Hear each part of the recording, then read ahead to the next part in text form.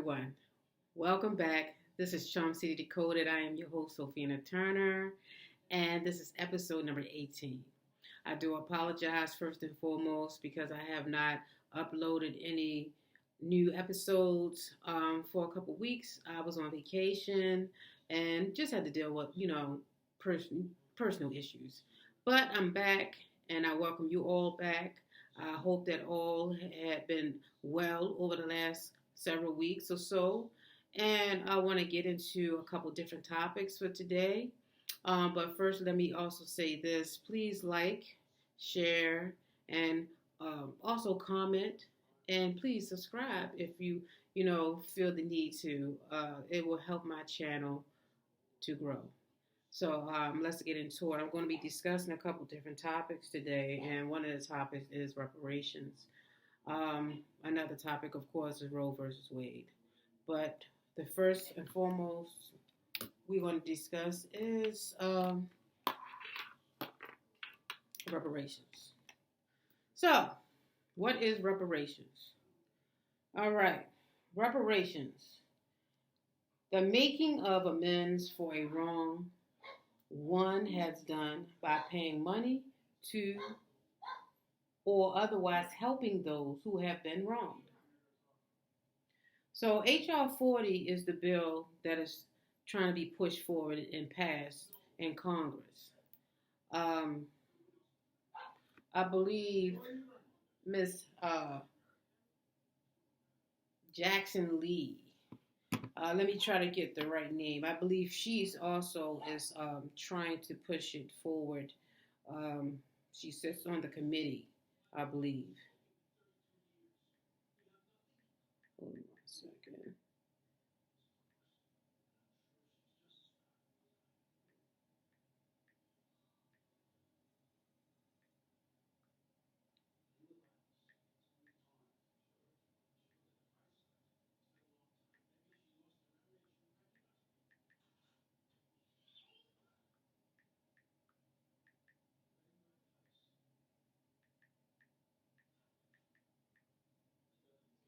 Um,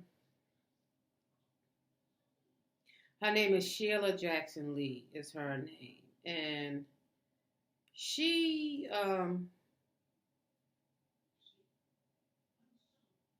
she represents equality, and she wants to. She sits on the board to try to push it forward where it can be approved. Um, Reparations, I think, is important.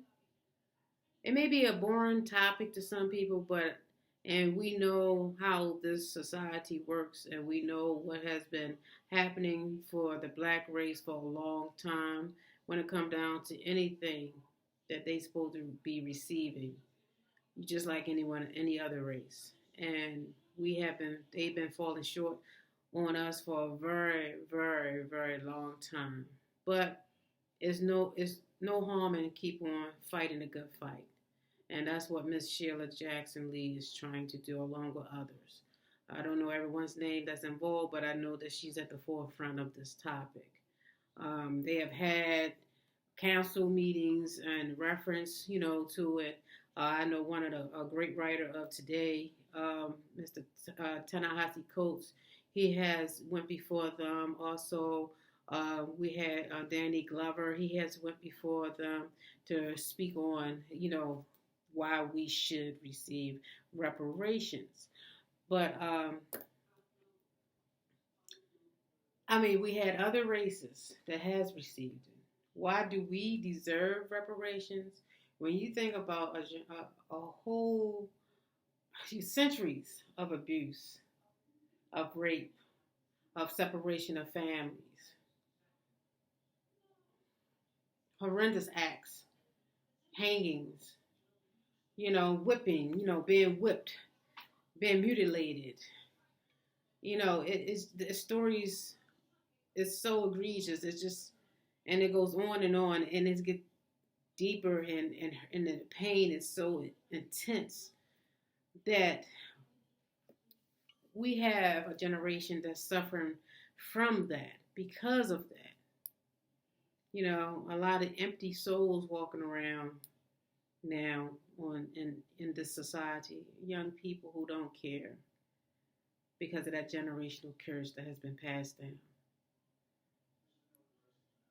A lot has happened to us, to our people over the years. That's why they fighting against CRT, critical race theory, because it's important for us to know our history.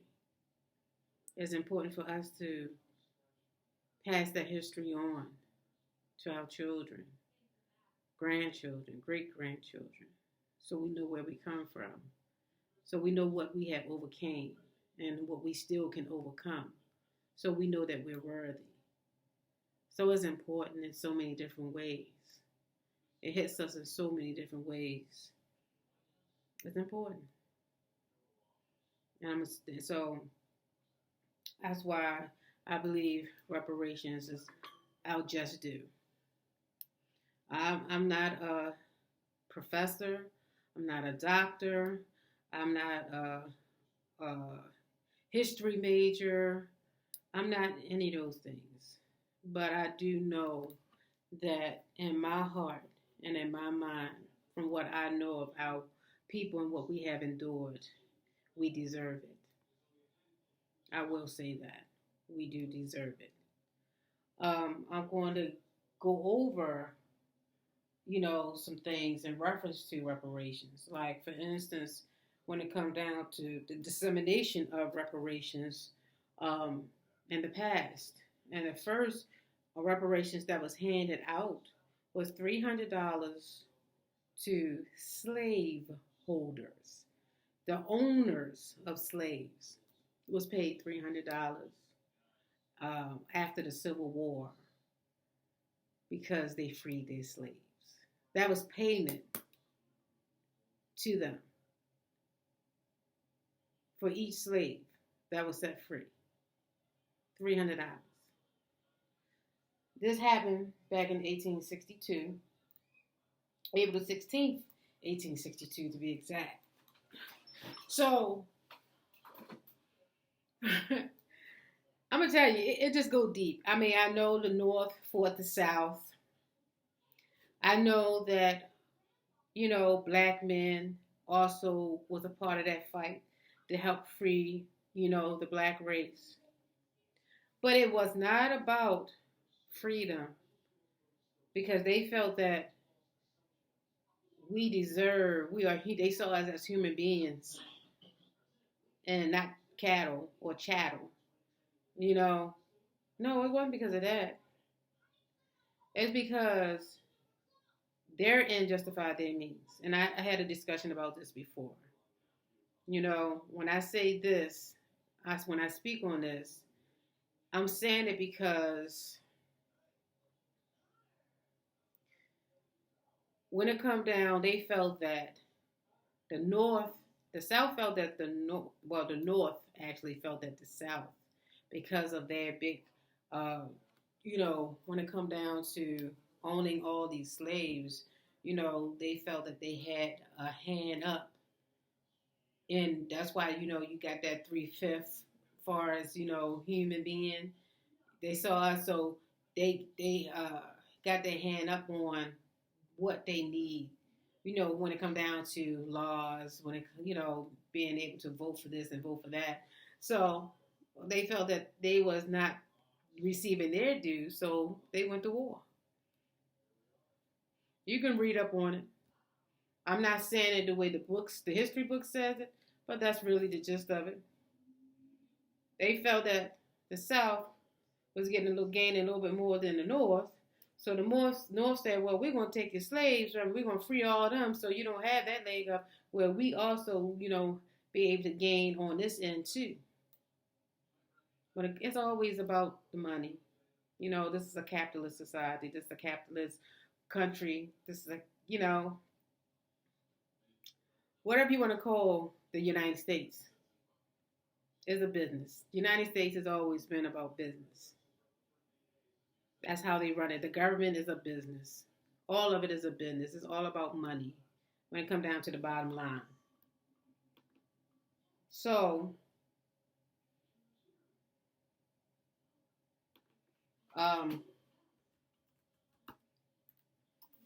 Yeah, the bottom line is it wasn't about just freeing us because it was wrong. No. But yeah, the first ones to receive reparations was the slaveholder, the master. Mm-hmm. It sure was. So,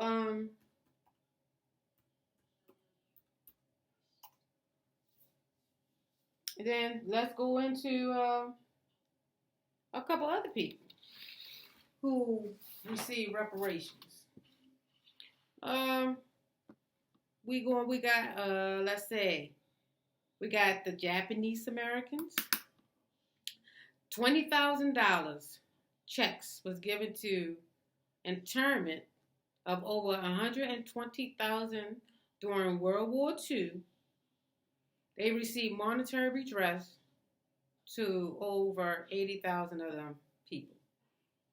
Over 80,000 people received $20,000 checks for their internment camps during World War II. We have Native Americans for unjust seizure of their land, awarded $1.3 billion to 176 tribes and bands. However, the actual sum averaged out to about $1,000 per person, and most of the money was put in trust accounts held by the United States government. Are you surprised by that? No. You know, they the ones, this is their sovereign land, They were the first here. They brown skinned people. I'm not surprised. That don't surprise me that they didn't give them their just due neither. But they, you know, that's what's on the books for them. Then we have Native Hawaiians. For the token of land and decline of life for said people, land trust established in 1920, and people of one-half Hawaiian ancestry by blood to lease homesteads from the federal government for 99 years at a time for a total of $1. The United States only apologized for its treatment of Native Hawaiians in 1993, a century after the overthrow.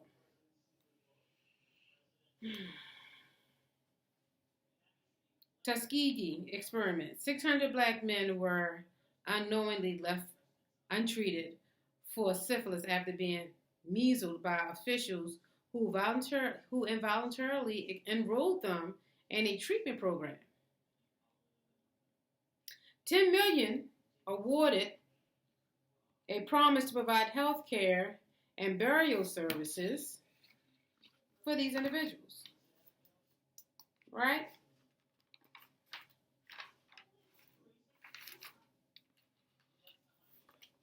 So that's just to name a couple. Reparations has been given out, but what got me was the $300 for the master, because he had to free his slaves. Can you believe that? That's the United States for you. That's the United States for you. So on that topic, I'm going to end there because I hope one day we will get our just due. But you know what? Don't hold your breath. Go out there and find your way, make your way, and do what you have to get ahead in life. Meaning, that don't mean you go out there, kill, rob, murder, rape, all that. No. You don't do all that.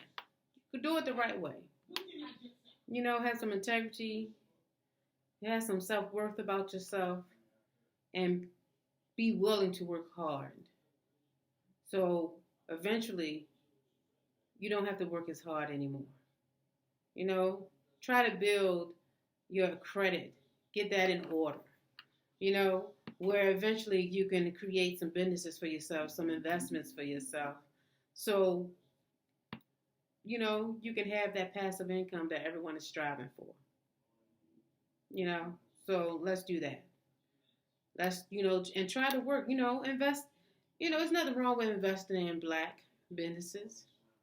But I do want to reach out and say this: black business owners, you need to be more on your job with learning how to, you know, be more business minded, you know, provide better customer service, making sure you know the structure of your business in and out, manage it properly.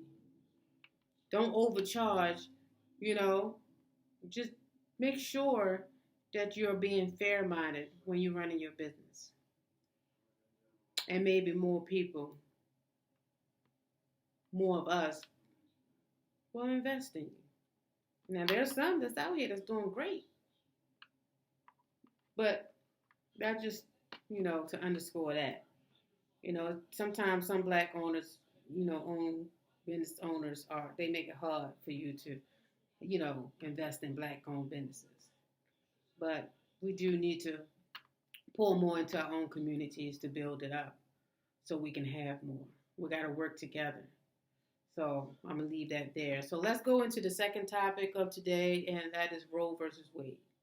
Now, we know the Supreme Court has ruled, and it's no longer a federal law for a woman to have the right to get an abortion, for them to have the full autonomy of their body.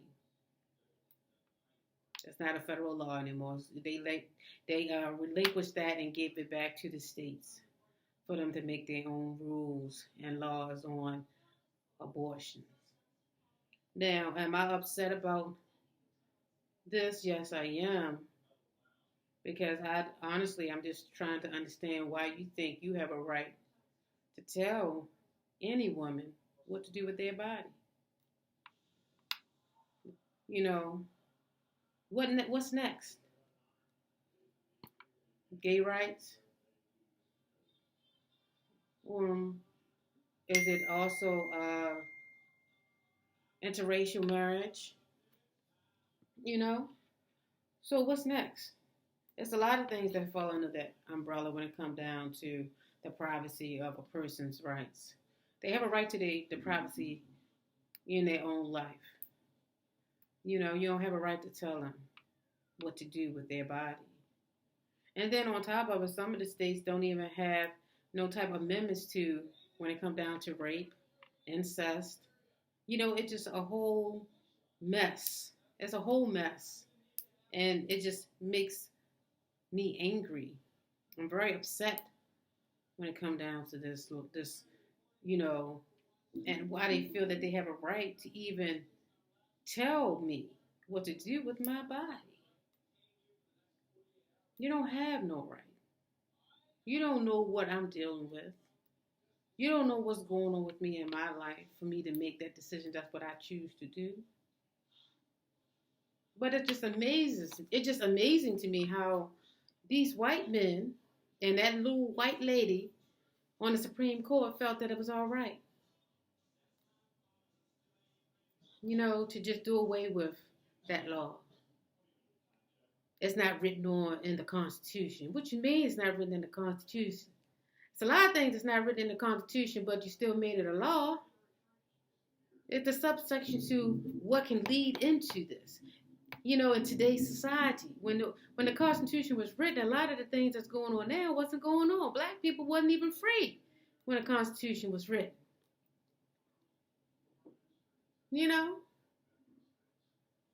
Women didn't have a right to vote when the Constitution was written. So, it's a lot of things that has changed over the decades since this Constitution was written, this Bill of Rights. So I really think that to me, that was a real egregious of y'all, the Supreme Court justices, to relinquish that right and give it to the states who are biased in their opinions some are racist. You know, they don't want to see, and you know who's mainly hit by this? Of course, it's the black race. We have, you know, less resources, less money. When you think about back in the day before it was passed in the Supreme Court for us, the law of the land, you know, making it legal, they did, it was done in back alleys, and there was a lot of things that was being done. A lot of lives was lost, you know, but when it come down to white women who had money, they still able to do it safely too, I might add, because they had the money to pay a really good doctor to perform their abortion. Whereas a lot of the low income, poor women, they had to go into those back alleys and have things done to their body where a lot of them couldn't have, couldn't even make a baby anymore because of that. And a lot of lives was lost because of it. So I guess they want that to happen again, you know, because they trying to minimize the population in the black and brown communities anyway. Who's they? The ones, and I'm not speaking on all, but our white counterparts who think that they have a right to dictate to us on the preservation of our lives. They have no right, but they're doing it anyway because they can, like they've been doing. You know, they trying to, as what's his name, number 45 said, make America great again. Yeah. When was America ever great? For whom was they great? You mean bring back the 1950s, where white men was, you know, dominating everything. 1930s, you know, women didn't have no rights.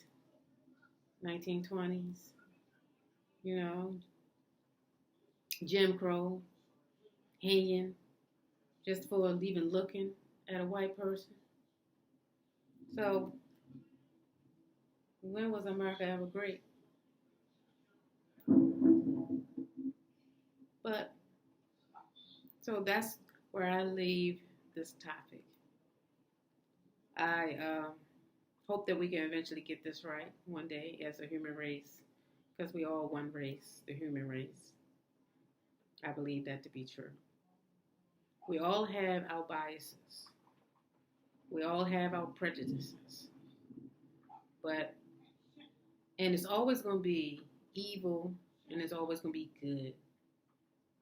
I hope that the majority of us choose the right side when it comes down to evil and good. Please choose goodness. Be there for your fellow man and woman, your neighbor. Be that helpmate if you have. Let's share our knowledge, our wisdom, so we can help our generations behind us come up with some enlightenment. Because a lot of things is happening. All these mass shootings. It's just a lot. It's a lot going on. So I pray, and I will always pray for a better day. This is Charm City Decoded. I am your host, Sophina Turner, and I bid you a good day.